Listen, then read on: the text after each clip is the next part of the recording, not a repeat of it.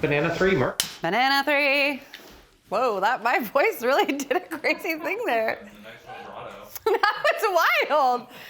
Wow. Okay. That was shocking.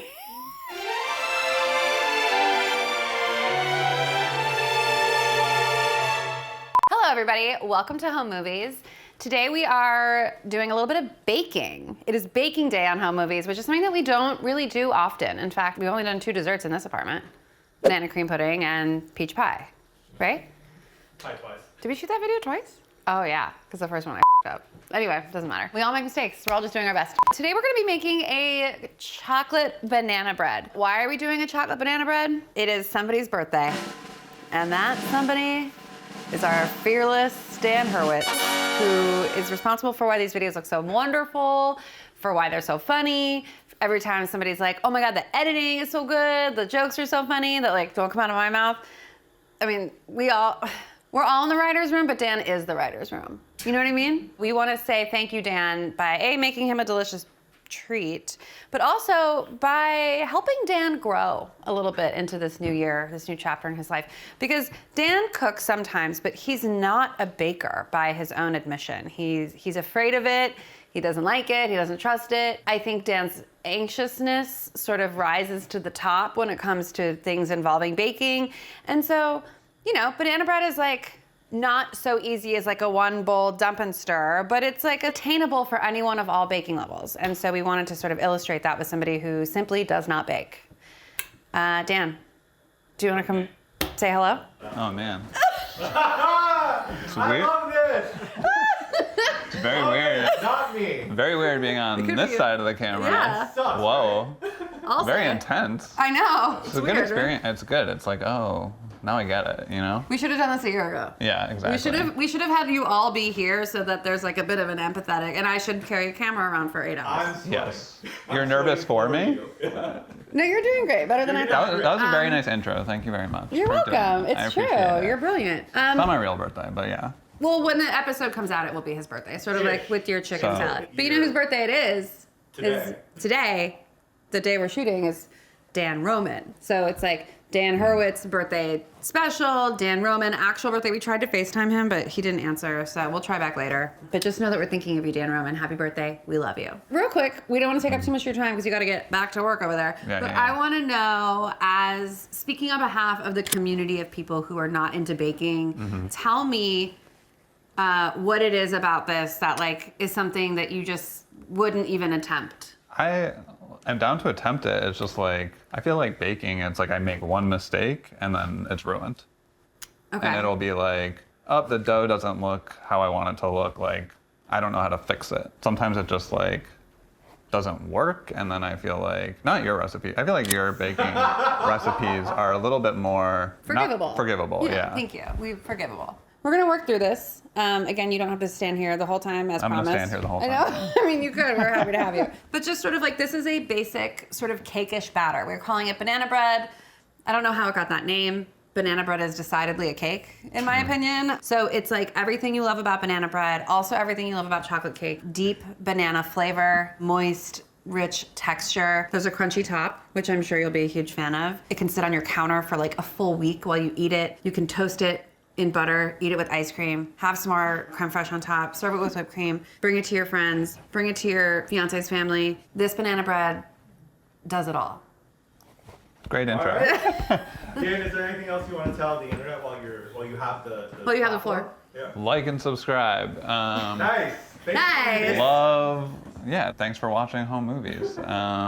Wouldn't it be funny if Dan like didn't leave and he was like, yes, Wait. goodbye. Now I taste. It seems like that's what's happening. So I've tasted it. Yeah. Ooh, where do I look? It is not funny. Lines! So, yeah. Welcome to Home Movies. I'm Alison Roman. So, all right, I'll leave. All right, bye. 17 years ago at this point, I was a pastry chef at a restaurant. I used to keep notebooks, this used to be elastic, of all of my recipes. Here is the first version of this banana bread that I ever made. It doesn't have chocolate in it. It's a very basic eggs, butter, sugar, salt, flour, baking soda, banana, and mascarpone. And this banana bread came from the chef named Michel Bras, which was like my idol back in the day. This was like the first chef I ever really fell in love with. He is based in France, very like bougie, high-end, a true artist of his craft. And this is one of his books that he published that was just on desserts. It's called The Notebooks of Michel Bras, Desserts. Most of these recipes, as I tried to make them as like a young pastry chef, didn't really work. Like they didn't quite come out how I thought that they would. But there was one recipe that did work, and it was banana bread. He calls it a banana cake. And he got this recipe from an American friend, which I always found really interesting. And he uses fromage blanc, which is like a French sort of sour, soft cheese, and chopped walnuts, which is a thing that a lot of people like to put in their banana bread.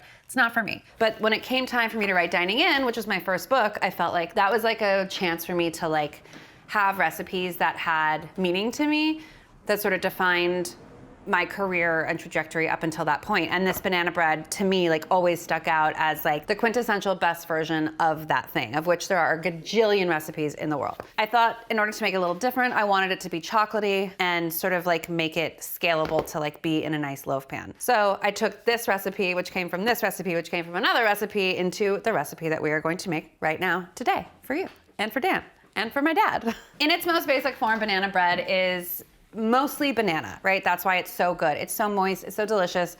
And that's why it's like harder to mess up, because the ratio of flour to banana ensures that your cake will always be really tender, really moist. So most people, when they have a hard time with cake, they're like, it doesn't rise enough, it's too dry, it's too something, like, I don't know, I feel like the texture is weird. But because this is mostly just ripe bananas, like barely held together with like a little bit of butter, flour, sugar, etc., it like will almost always work no matter what. Everything that freaks people out about underbaking, overbaking cake, it doesn't really happen with banana bread, which is why I feel like it's such a popular recipe for people that are not that into baking. So this version is just like all those other classic versions, except no, there will not be any dried fruit. No, there will definitely not be any nuts. And yes, there will be a little bit of cocoa powder, which will make it taste really chocolatey. I'm gonna start by measuring out my dry ingredients. These are bananas that I bought maybe a week ago. I leave them hanging in my window to ripen, which I have another fresh batch over there. One thing that is funny about banana bread to me, or me making it, is that the smell of ripe bananas, I hate it, but I love banana bread. I love it so much. So to me, like, if you have that experience, just know that you're seen.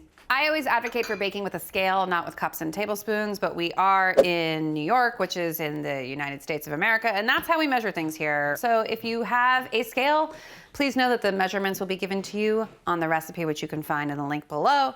But otherwise, for these purposes, I'm just gonna use good old cups and teaspoons and whatever, because that's what most people have access to. So I'm gonna start with 1.5 cups of all-purpose flour. I don't think that whole wheat flour belongs in this particular recipe. I think the flavor would be kind of lost. I'm not gonna even offer that as an option here. Scooping and leveling as per usual.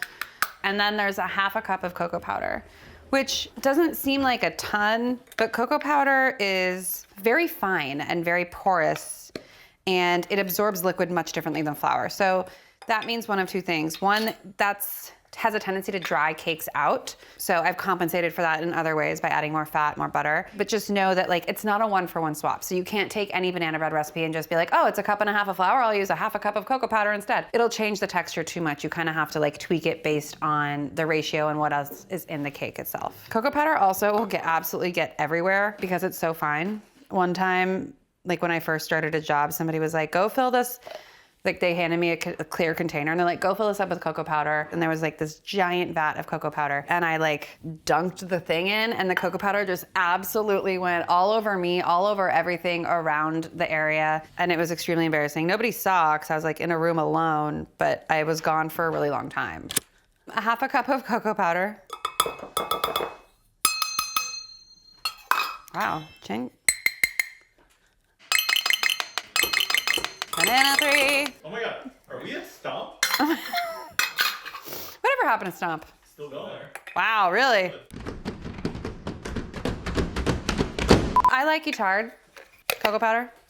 Who's counting? But I think it's a great cocoa powder. This is tough for me because I'm contradicting a lot of like rules about baking. Baking soda needs acid to activate. This recipe doesn't really have any except in the style of mascarpone, which can be like a tangy cheese, but the mascarpone that we get normally in the States isn't that tangy. So why is the baking soda in here? Well, it's because it was in the original recipe and I tried it without it. I tried it with baking powder, and the texture was too cake-like, and I tried it without it altogether, and it was too dense. So I'm like, well, it's gotta be doing something. So any people that understand science and baking more than I do, please sound off in the comments. Even if it's superstition, it's kind of like adding seltzer water to your matzo balls. Like, I do it, and I just do it.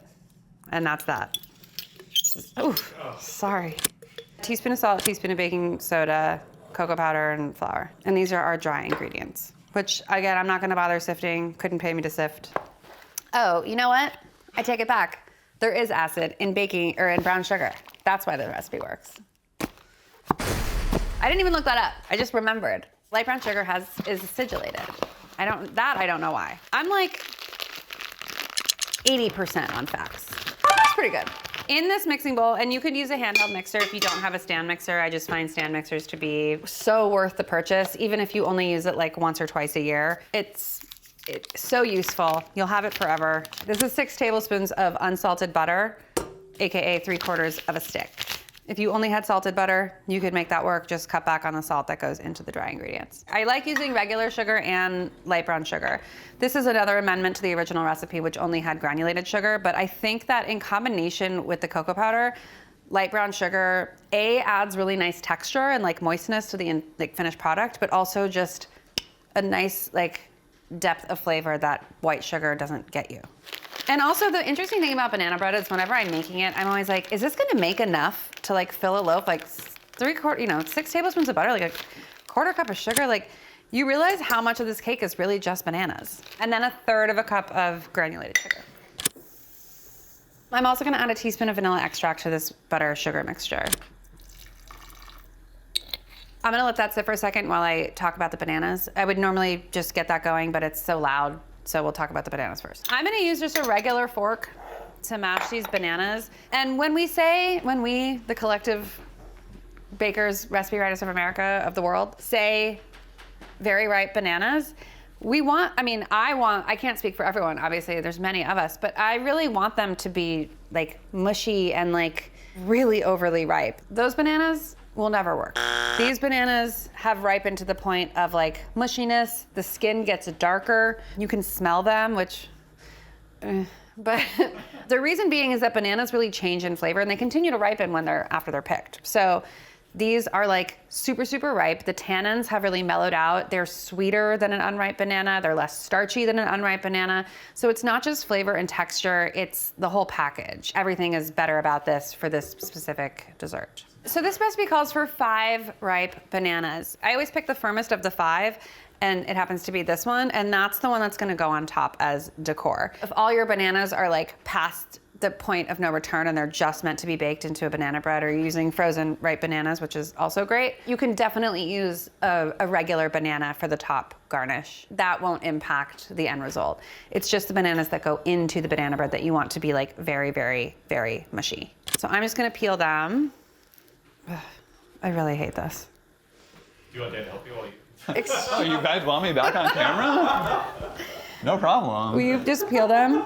Sure. I hate the smell of these bananas. And then you're gonna mush them with a fork like this. And a child could do this. The child is doing this. Yeah, you're not looking Me? for a puree, you're looking for a mash. Let's see if Dan Roman's available. You want me to mash them? Yeah. He's simply not answering. How am I doing? You're doing great. Okay, so Dan did a great job. Thank you, Dan. This is as far as I like to take them. See how there's like still pieces of banana? When we add it to the batter, it's gonna continue to sort of break up the banana. And I don't like a banana that's too uniform in texture. I like it when there's like, you know, some chunk of banana. So you'll feel the chunk of the banana. Like when you slice into it, yeah. It's this one, it's like, because it's chocolate, it's like tougher to see, but you know, there's like banana flavor in each bite, and like sometimes you can see like a little piece of banana somewhere. It is a very pungent smell. Yeah. Okay, Dan, hold it down while I look for this loaf pan. I like to leave my banana a little bit leafy, spriggy, coarse. And then this egg is just here. This egg is just here? All right, I'm leaving. Bye. Bye. Oh, the last and final step before we start mixing everything. This mascarpone is just gonna go in, we don't need to measure it. This egg's just gonna go in, we don't need to measure it. I'm gonna preheat the oven to 350. And then I'm going to spray our loaf pan with nonstick spray and then sprinkle it with some coarse sugar in the raw. If you don't have this, you can use regular granulated sugar. You can also skip this step altogether, but I really feel like this step, to me, makes this banana bread really special. It is a gorgeous, gorgeous crust on like what is a very soft and custardy interior, and it makes it feel like a complete dish baked good. And it really kind of takes it to like special occasion-y snack dessert level rather than like a dumpy breakfast item. You could also do this with softened butter, but I find nonstick spray to be great. And I'm using a standard 9x4 loaf pan. Loaf pans are tricky. I actually find them to be completely like unregulated in their sizing. And so sometimes it's like 9 1/4 by like 7 3/8, and it doesn't make any sense. So I just fill it with sugar, and then I kind of just do this. Oh, someone's calling. It's Dad. Dan, come back. Happy birthday. Happy birthday. Thank you. It's Dan's birthday soon. Not My quite. birthday too. I'm a different Dan. Yes, I know, but you know, we have to stick together. We do. It's true. Stay strong. You look so cute today. You look so like happy and birthday-y. I'll show you what they did for me. A shrine.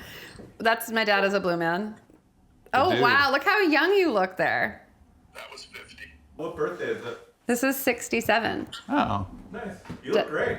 Yeah, he does look great. Well, happy birthday. We love you so much, and we hope that you have a wonderful rest of your day. But I'll call you later. Happy Bye. All right, thanks, guys. Happy birthday. Thank you. birthday. Back to baking. Back to making. I lined this with sugar, and I just kind of moved it around so that it was evenly coated on all sides, and I'm tapping out the extras. And you can always repurpose this. We're gonna sprinkle some on top, so that's what I'm gonna use this for. All right, prepared pan, check. We have our butter, our sugar, our brown sugar, and our vanilla in this bowl. We have our flour, cocoa powder, baking soda, and salt in this bowl. These are our mashed bananas. This is our mascarpone, which is a soft Italian creamy cheese. You could definitely use yogurt. You could absolutely use sour cream. You could also use labneh, which is like a strained yogurt cheese. I've used all 4 of those things. You can't tell the difference. They're all perfect in this recipe. I like mascarpone because that's, again, sort of like where the origin came from, and I like to honor the history of this recipe, but all of them work. I know mascarpone's not the easiest to find. I'm gonna start this on like a medium speed and then just kind of let it rip. I didn't bother cutting up the butter or anything because it's room temp, and I know it's just gonna break down, and there's like no point. I'm gonna let this beat for like 4 to 5 minutes. And I know that sounds like a long time, but part of the success of a banana bread recipe and a lot of cake recipes where you're beating the butter and sugar together involves like building air into that butter flour mixture. You'll notice that, I can show you now actually. See how like dense and pasty it looks? After about 4 to 5 minutes, it's gonna look really, really light and pale and fluffy, almost like frosting from a can or something like that. It's like a noticeable color change. So we'll see you in like 4 to 5 minutes. Already you can see, if you ever made chocolate chip cookies, it starts the same way. I'm just scraping it down because there's not that much butter and sugar in this bowl, so you do have to kind of like encourage it to keep working for you. Needs like another 2 to 3 minutes. So see how much lighter in color it is and how much fluffier it is? It almost looks like there's more of it. Well, there sort of is because there's air in it now, but. So I just scraped on the sides again, and now I'm gonna add the egg. We're gonna beat it for like another 2 minutes, and then we can add everything else pretty quickly and get this little friend into the oven. I'm just gonna crack it right in there. The stand mixer is really like an amazing invention. You know me, I don't advocate for the use of tools. I've never used a blender on this show. I've used a food processor like once. I love my stand mixer. It justifies its use every time I use it. Like, sure, you could do some stuff by hand, but it's gonna make your life a lot harder and the end product won't be as good. To me, it's a worthy investment. And I bet if you live in an area that is like a metropolitan area, you can search on Craigslist for like a lot of electronic repair shops will sell back appliances that they've repaired. I don't know, there's like ways to get them that aren't brand new that will still be really functional for you. All right, so see how wonderful and creamy and delicious that looks? All right, gonna add our bananas, and I'm actually gonna go ahead and add the fries.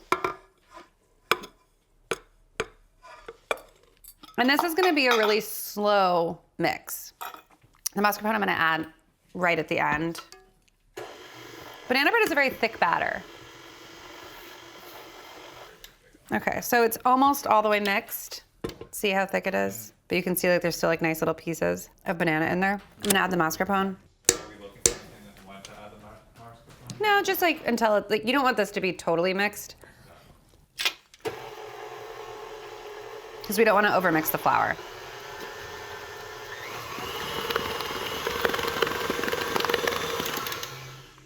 And that's it.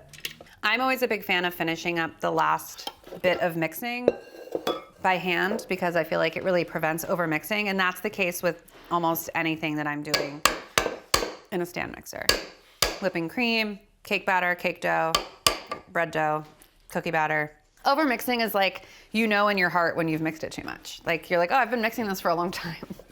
Like just don't mix it until it just barely looks mixed together like this. You're not looking for a lump-free experience because banana bread has bananas in it. It will always have lumps. That does look cakey. Well, I know it always also will look so much thicker than it should, and that's because, again, this is mostly banana. Bananas will never be liquid. It's not like a cake batter where there's like oil and buttermilk and liquid in it. This has bananas in it, like sort of barely held together by some flour, cocoa powder, sugar, butter, etc. Why do we call it banana bread? It is cake. It's cake. Yeah. It's like the Drake meme of like banana, or like dessert, no, but banana bread, yes. And it's like, I love Drake. You want to smooth it as much as possible. This is gonna rise quite a bit, so don't worry about like how robust this will look. It's pretty robust. And then for our last and final trick, I'm gonna take this banana and I'm gonna slice it down the middle. I keep the peel on just to kind of protect my hands from the soupiness, but banana in half. And you can lay it right on top. And this works with any banana bread recipe if you wanna like do something fun with it, I don't know. Cute. And then a lot more of this demerara sugar on top. Cool. This is gonna go into our 350-degree oven for at least an hour, probably close to an hour and a half. This is a dense, doughy, thick brick of batter. It takes time to properly bake through. If possible, always bake your cakes in the middle of the rack. And there we go. It's been an hour and 25 minutes. Our banana bread is ready. Our bananas did some kooky things while it was in the oven. That's okay. We love it anyway. We're gonna take it out and it's gonna cool for like another half hour to an hour, as long as you can wait, honestly. It does look amazing. Sometimes the bananas like just kind of sit perfectly and behave. These ones, they Lindsay Buckingham'd and they went their own way. The banana is tender and caramelized. It smells amazing. You can tell it's done because you're pressing on it slightly and like it's springing back. It's no longer like mushy or gummy or pudding like in the center here. So I'm just gonna let it cool. If you have a wire rack, you can set it on there. Otherwise, on top of your stove is fine. Turn your oven off. And we'll see you in like a half hour so we can take a slice and have a snack. Our banana bread is ready. It's still warm, but you know, we have things to do. We gotta move on. This is called a small offset spatula. It's called offset because it is offset. It's like, it has a raised handle rather than a straight line, which is like a knife. Either work for this purpose. This is a tool that I use constantly. It's great for frosting cakes. It's great for getting things out of a pan. You can like lift stuff up. It's very useful. Even though this is a nonstick pan and we've sprayed it with nonstick spray, there's always like one little part that will stick. So just go around the perimeter and make sure that nothing is standing in the way between you and this banana bread coming out in one beautiful free piece. You could line it with parchment. I do find that when you do that, this sugar doesn't stick as well to the side. It kind of gets like clumpy and I don't know, it's fine. It's just, this to me is better. So there's nothing left in there. All of that sugar is stuck to the sides here. This is, again, like I said, still pretty warm. I like to cool it completely on a wire rack. What is the point of cooling it? Because a cake, it's like it needs to rest, it needs to settle, it needs to like fully bake. It's still like radiating heat. Like there's stuff still happening in there. I don't know, it's like also a textural thing. We can cut off an end. Ooh. Look how good that looks. Aww.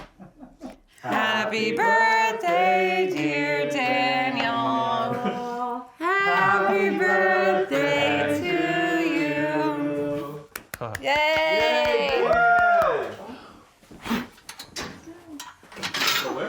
I made a wish, yeah. I wish for that 1 million subscriber plaque. Aww. We're so far from that. maybe for your 40th birthday. Here. Yeah. Should I take a bite at the end? Yeah. I mean, are you a corner? Are you a middle? How was it, Dan? The brown sugar on the edges is like a very nice, crispy touch. Yeah, it's great. What's not to like? Chocolatey, banana-y, crunchy. Dan, so you were watching the entire thing. What would you say you've learned today? I've learned, like, I don't know, just be cool, be calm. Like, it'll be okay. Relax. Relax. Don't get anxious. Like if you're like, oh, I'm so nervous, I'm gonna be on camera, but then you get up here and you're like, wait, Oh, yeah. I love it. Yeah. I also Couldn't- Just learned- like baking. couldn't I get him on love, camera. Simply could not get him to Had to step drag him away. off. yeah, I live here now. In front of the camera. Oh my god. Again, this is definitely more of a cake. It is gonna stay moist for a really long time.